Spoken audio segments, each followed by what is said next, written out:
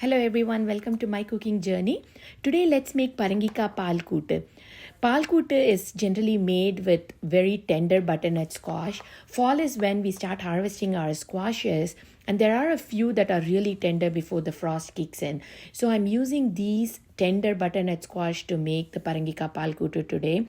We start with cooking the butternut squash with salt, and once the butternut squash is cooked, we add milk and sugar, and then we add the rice flour slurry followed by grated coconut, or you can use fresh or desiccated, and then cook until everything thickens.